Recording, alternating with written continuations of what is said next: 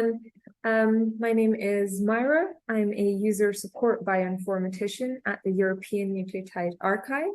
And today I will mostly be introducing you to the European Nucleotide Archive. I will tell you who we are, what we do, how we store our data, and how we'll delve into some technical aspects as to how you might be able to submit this data and retrieve this data as well. I'm just going to switch my camera off for this webinar, just so I'm not freezing during the session. Right, so just to break down what we will cover in this session, I will give you a quick background of what the ENA is, what we do, and why you should submit data to us. I will then tell you how we structure our data. So we have two main data models, the data model and the metadata model. I will explain both of those to you, and I will then delve into our data submission routes and our data retrieval options. And hopefully by the end of this session, you might be more acquainted with what the ENA is and how you can submit and retrieve some data yourself. So the ENA is a repository of the world's nucleotide data. So we store all kinds of DNA and RNA data, whether it is plants, humans, animals, any species, as long as it is not restricted access data, it goes into the ENA. We have a whole range of tools that can be used for submission of this data and retrieval of this nucleotide data. We're also the European node of the INSDC, which is the International Nucleotide Sequence Database Collaboration. And this is formed of three main databases: the ENA in Europe, the NCBI, comprised of GenBank, SRA, Bioproject in the US, and DDBJ, the DNA Data Bank of Japan in Japan. And these three archives exchange data on a daily basis. So if you submit data to one of us, this will be available publicly and archived on all three archives. We're also linked with other resources within EMBL-EBI and beyond. So we have resources such as Ensemble within EMBL-EBI who pull our data and use it. But then we also have external resources that take data from us, and they subset this data, or they reanalyze this data, and they present it in a way that is useful to specific communities. Right, so why should you go about submitting data to the ENA? We know that all data in the European Nucleotide Archive is submitted by members of the research community. But what actually motivates people to submit this data? And some of the points here are quite useful. So things like open data, reproducibility and reusability of data. So when your data is available on an open access archive, this data can be accessed. You're the owner of this data, so you have ownership, but it can be accessed by other people. They can reuse this data, they can reproduce this data. And when other members of the research community access data, or they compare data sets, they can make new discoveries from data that has already been submitted to the INSDC. Also for archival, if you're a small sequencing facility, you don't have to worry about storing large amounts of data. When you submit data to the ENA, you don't have to worry about local storage of the data along with its metadata. And then there are things like publication. So a lot of the reviewers nowadays require that your data be available on a publicly accessed database. So the European Nucleotide Archive comes in there. And then you have any downstream analysis from other services. So Magnify is one example. Magnify is an EBI resource, and it works on metagenomic data, where if you submit metagenomic data, you can consent Magnify to perform any kind of downstream analysis on this data, and this can then be pushed back into your account. So you're still the owner of this data, but Magnify offers this kind of free service for your metagenomic data. Right, so moving on to how we structure data at the ENA, I will begin with our data model. So the ENA categorizes data in three main tiers. And this is because we need to be able to store data in a consistent manner. So the ENA receives huge amounts of data, and this comes from several different users who use several different taxonomies, and they use very different techniques and different platforms. And to be able to display this in a consistent manner, and for you to be able to retrieve this in a consistent manner, we have two main models. And the first one is the data model. The three categories in the data model are raw reads, assemblies, and annotations.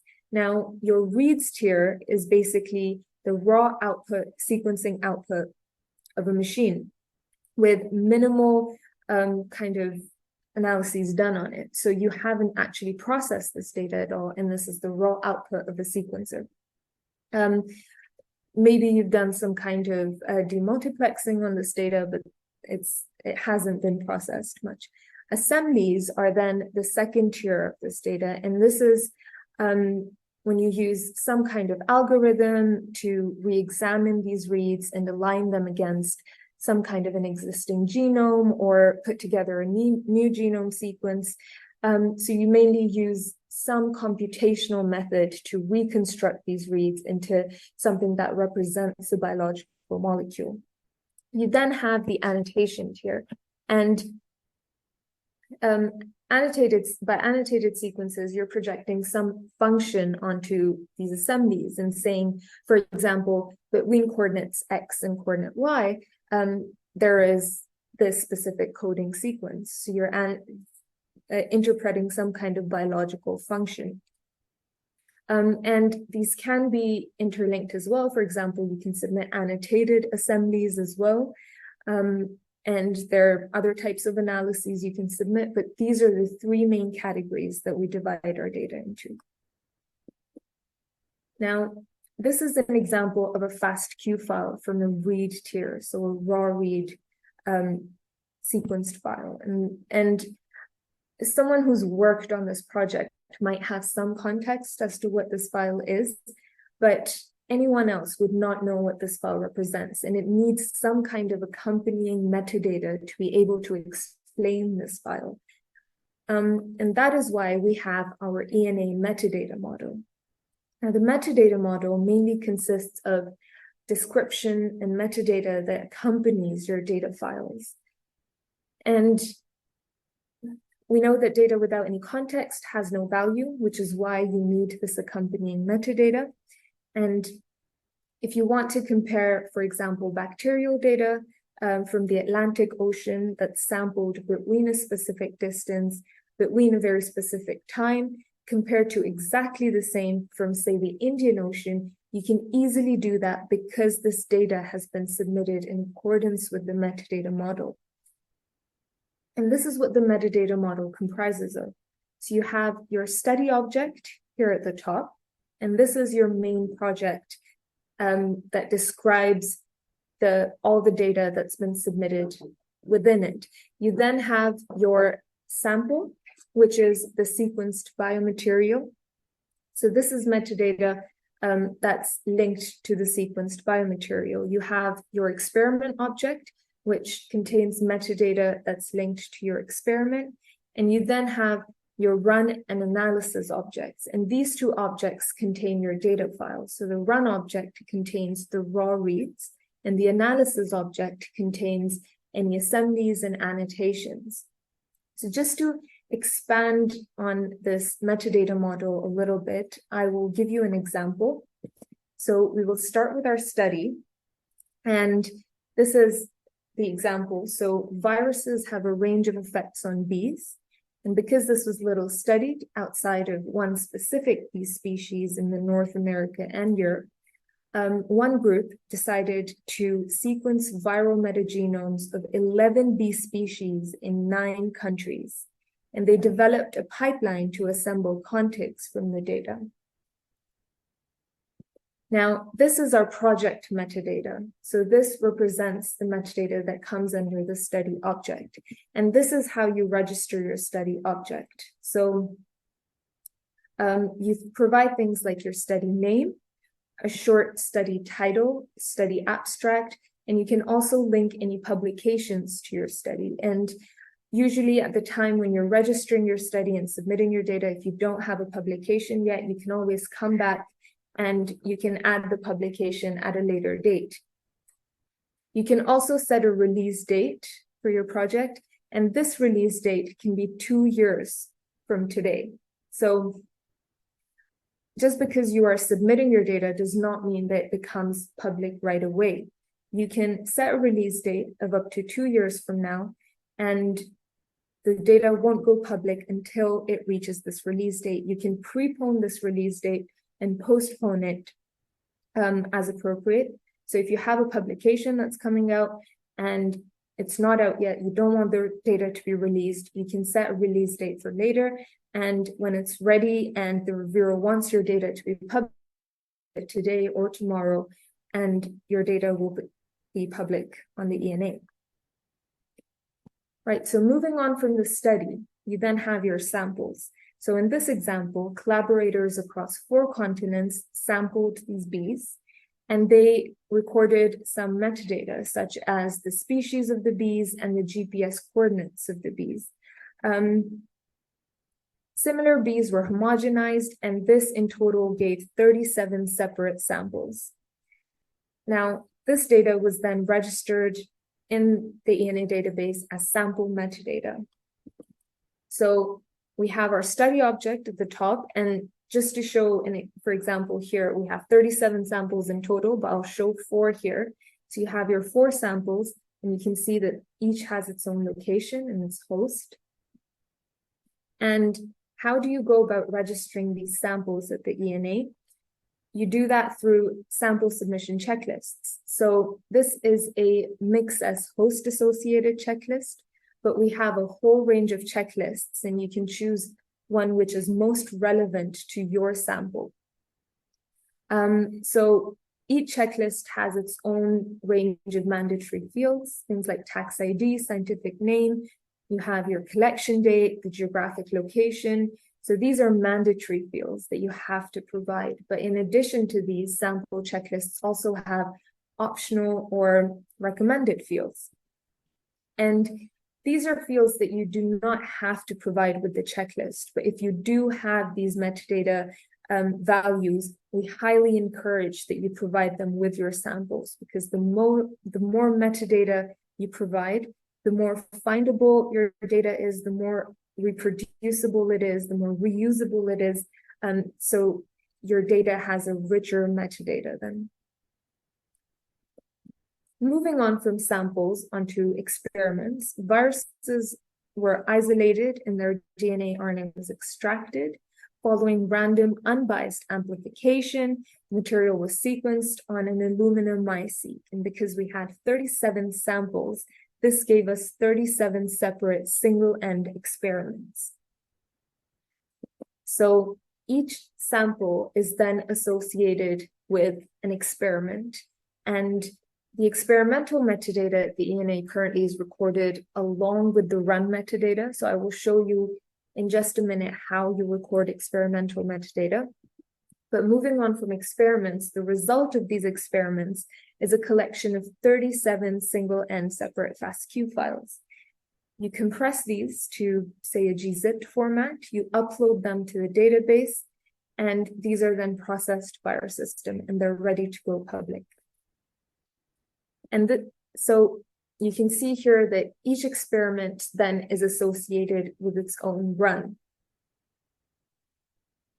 And this is how you submit runs at the ENA. So these are through run submission checklists, and we have a whole range of these as well. For example, for Oxford Nanopore data, this one is for FASTQ file data.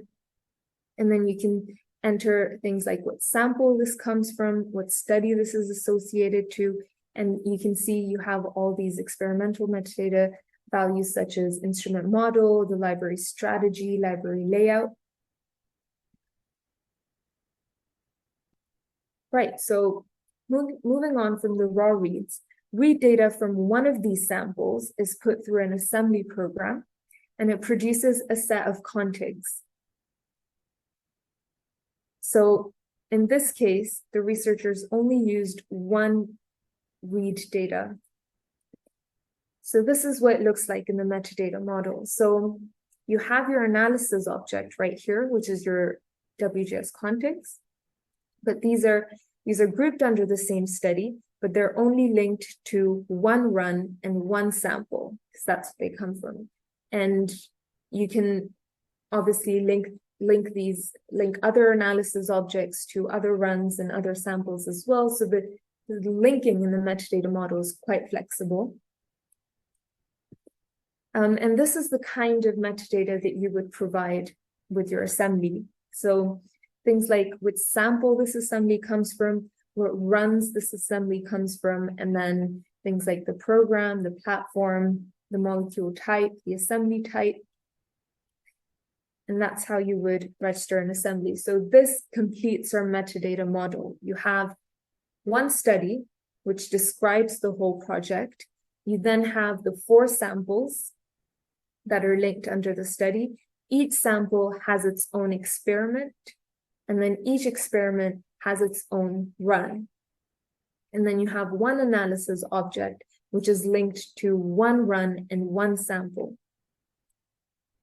And this is how it is displayed in the browser. So you have your study or your project accession right here, and this is the metadata that you provide with your project. So the abstract, and then you have your title right here.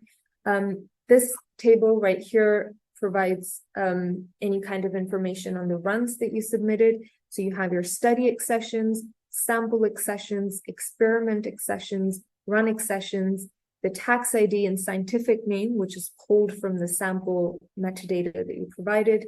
And then you have the FASTQ files that you submitted and the FASTQ files that we generated.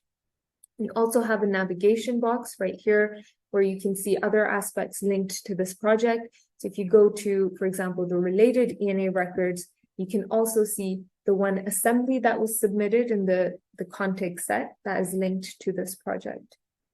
So this was how we structure our data at the ENA with the data and metadata models, and how this is then displayed in the ENA browser. But how can you submit this data by yourself? So we have 3 main submission routes: the interactive submission route, the programmatic submission route, and web and CLI. Each of these routes are different, and the one that you use really depends on the type of data you're submitting, the volume of data you're submitting, and your personal preference as well.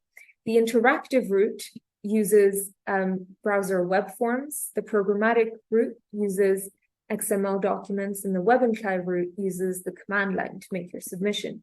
This is what the interactive route looks like. So you do this mostly on the web and portal, and you enter values in these web forms, or you download spreadsheets for samples and runs, where you can enter up to 10,000 samples and runs within one spreadsheet, and then you can submit them. This is the programmatic route. So through the programmatic route, you can prepare an XML or a JSON file that describes your submission. And you can see an example right here. This is an example of a sample XML. And you can see all the sample attributes that are included here are exactly that need to be included in the checklist. So you have things like tax ID, scientific name, the latitude and longitude, the geographic location, the collection date. So you include all these in an XML file as tag value pairs, and you submit this with a submission XML. And in the submission XML, you include an action. For example, this is an add action, which means that you're trying to add a sample, but you can also use modify if you're trying to update the metadata of, say, pre-existing samples.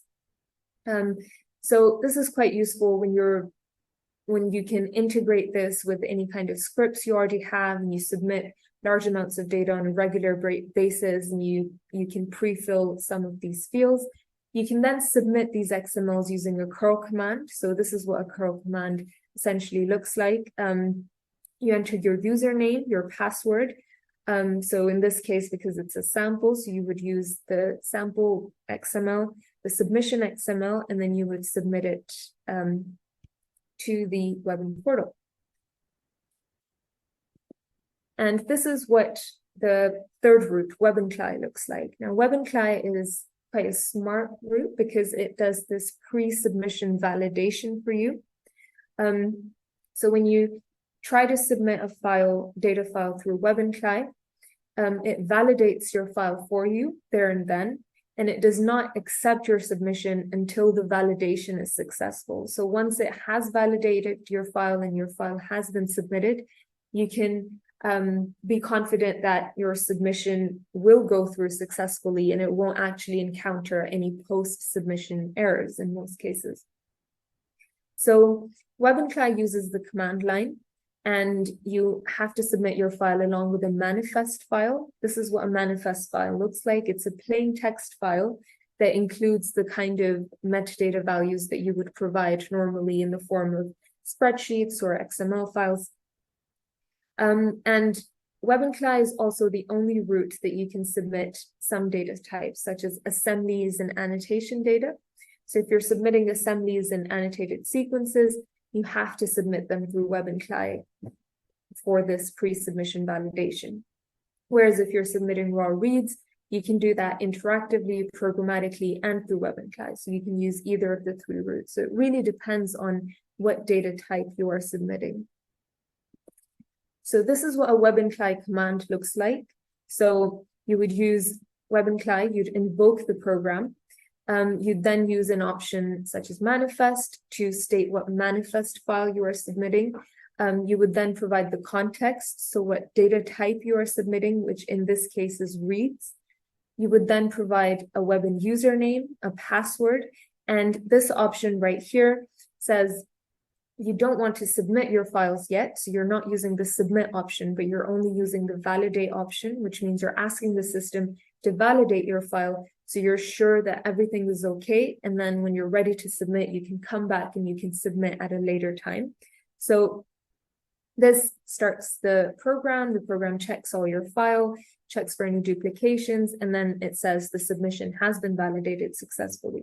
Or if it has not, it would tell you that the submission has not been validated successfully, and it would create a report in the directory of your file. And then you can go and you can check the report and see what kind of errors the system has reported. Right, so that was data submission. Moving on to data retrieval, how you can actually retrieve the data that's already been submitted, how you can download this data. So one of the options is a plain text search. So you can enter a term in the text box and you can search for it. This is an easy way, but it's obviously prone to false positives. So for example, in this case, if you search for human kinase, it will give you some results that are relevant to you, but it will also give you some results that don't really make sense. So this is quite a good way if you know what you're looking for. So if you have the exact accession of a project or a sample or run an analysis, you can enter that accession here and then it can return the exact results. But if you want to search more broadly, you can use the advanced search. So the advanced search helps you focus your search on specific data types, and you can build your query on taxonomy, based on country, based on all these kind of metadata fields that you would normally provide with your data. So the first thing that the advanced search asks you is what data type you'd like to search for. So in this case, in this example, you can see it's nucleotide sequences. You can then use taxonomy. So in this case, you can enter Homo sapiens or humans. And this has also been filtered for a country. So you can enter the country as, let's say, Japan in this case. And you can say in the description, I would like to have this word kinase. So this will leverage all these fields for you, and it will return results based on these fields.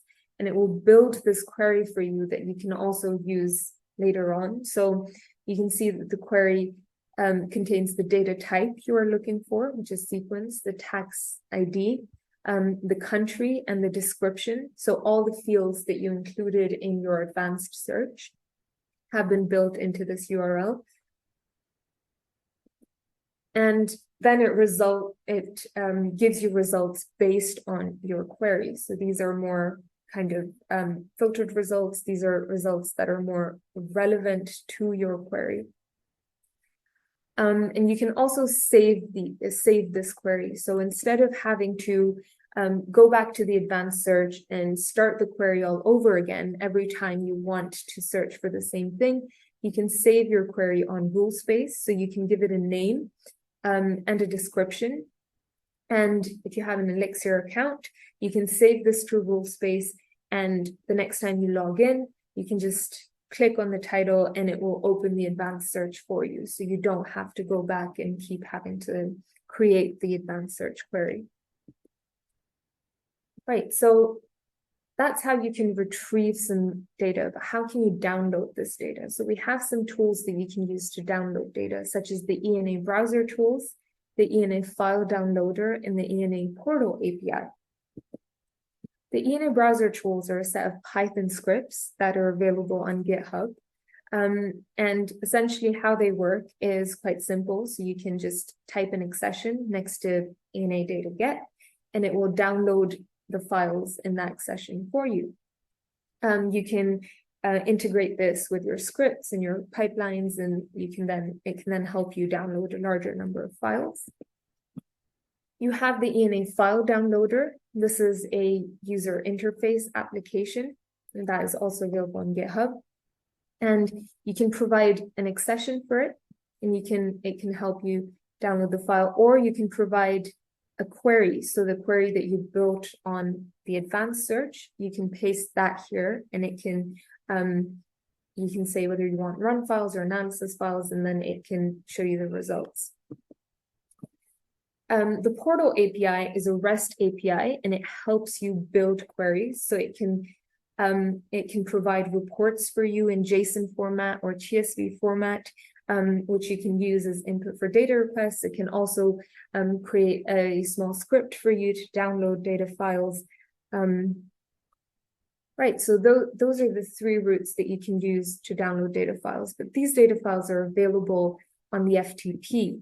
So you can use things like Linux commands like wget and the FTP URL that's available on. You can use the curl command. You can also use the command line FTP to download these files, or if you're downloading a large volume of files, you can also use Aspera for faster download speeds. Right, so this is how you can retrieve data at the ENA. I believe that brings me to the end of my talk. Anna, do you want to take over this section? Yes, thank you. So thank you very much, Mara, for your presentation. We will go on to the questions in just a moment, but before we do, I wanted to highlight a few upcoming webinars we have. So you may be aware that this is the second webinar in our Molecular Building Blocks of Life webinar series that's running through to the end of November, one a week, as we have listed here. So there may be some more which will be of interest to you. And it's also worth noting that all of these will be recorded and available on the training site. So if there's any that you see that you're interested in but can't make, you can absolutely watch the recordings of those. And indeed, contact the resources via their help desk afterwards if you have a question for them. Okay, so with that, I think we will move on to our questions. We already have quite a few, so we will get started on those.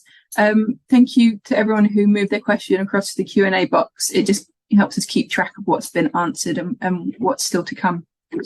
So if I have a look through some of these. Okay, so there's a couple of questions about NCBI and the relationship sort of between the EBI side of things and NCBI. So if data has already been submitted there, should it be submitted to the ENA, or is that enough and there's no need to do so? No, so data that has been submitted there will be available on the ENA as well. So you don't have to submit it to the ENA separately. Perfect. So hopefully that clears up that. And there's a question about, so when sharing the information between you and NCBI, is it difficult due to minimum metadata requirements, or is that something that's agreed upon? I mean, the archives are constantly discussing this, so the exchange has been made quite smooth, so it's not usually an issue. The metadata standards can differ a little bit, but the exchange it doesn't affect the exchange. Okay, so hopefully that's good to know for everyone. There is a question about new species. So if there's a sequence from a new species, can that still be registered even though there isn't a tax ID related? So every sample that you register requires a tax ID. If this is a new species and it doesn't have a tax ID yet, you can actually request us to add this tax ID to the NCBI taxonomy database. We can process this request, make sure that the format of the name is correct, and we can then forward this to NCBI. They will add it to their taxonomy database, and then it will have an assigned tax ID, and you can then proceed with your submission. So is that just a case of contacting the help desk for assistance with that? Yeah. So you can actually do that through the Webin portal. It does come through to the help desk, but it comes through a separate queue. So you have to log into the Webin portal, and you can see an option there that says request new taxonomy, and you can just request the tax ID through there. Great. So hopefully anyone who's got a new species knows what to do now. Oops, sorry, I just hit the wrong button. Someone said they assume this can be used for transcriptomics, RNA-seq data as well. Is that correct? Yeah, perfect. Okay, so that was a quick one there. I'm going to ask you to have a quick look at the Q&A box, if that's okay, because we have a question that's about a message that someone received back from when they tried to submit something. And so this is the question from Lewis. So he says 2 years ago, he submitted some FASTQ files and some weeks later received a message, but wasn't sure what that message was all about. So the submission of FASTQ files is like a two-step process. So you first have to upload these files, and you then have to submit them. So if you've uploaded these files, but you haven't submitted them, that means they're sitting in your upload area. So they're unsubmitted files, technically. These unsubmitted files are automatically removed by our system. I think the timeline is about 3 to 4 months, which is when you receive this email that says you have unsubmitted files, and if you don't want to submit them, we'll just remove them from the FTP. But if you have submitted files, then you don't have to worry about this. This is probably talking about some unsubmitted files that you do have. So if you log into your Webin portal, you can see an option there that says unsubmitted files report. And if you click on that, that will show you any files that are present in your upload area that have not been submitted yet. And those are the files that this email is talking about. So if you have submitted the files, this email must not be referring to those. Okay, great. Hopefully that clears that up for you, Lewis. But I think it's worth noting that for ENA and for any of the EBI data resources, there really is a team behind the help desk email. So if something happens and you don't understand, you're not sure what to do or how to progress, do get in contact with the relevant resource team. There'll be a way via each website, and there'll be a real person who can have a look at your query and can help you out. Absolutely, yeah. Okay, so I think someone's asking. So the Webin client, it's for both metadata submission and for the actual data. It's for everything, right? Sorry, can you repeat that? So they're saying this, they're talking about metadata submission and data submission separately. They're saying Webin that's for everything. So with the metadata.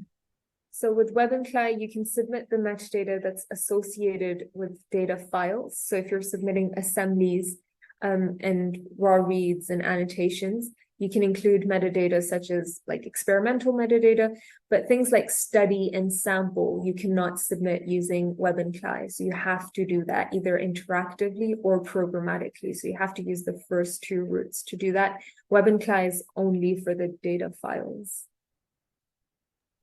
Okay, thank you. And I think maybe at this point it's also worth me pointing out that you will get the slides along with the recording link tomorrow. So feel free to go back and look at these steps, because it can be difficult to think of it all at once, but have a think through each of those steps through the recording and the slides.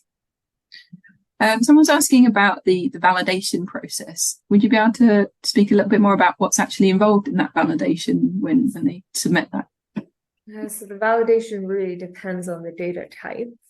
And I mean, it's different for raw reads. There are different validations. So if it's raw reads you're talking about with FASTQ files, the validation checks for any duplications. It checks if it's paired FASTQ files. It checks that the read names are in the correct format, the quality lines are correct, and things like those.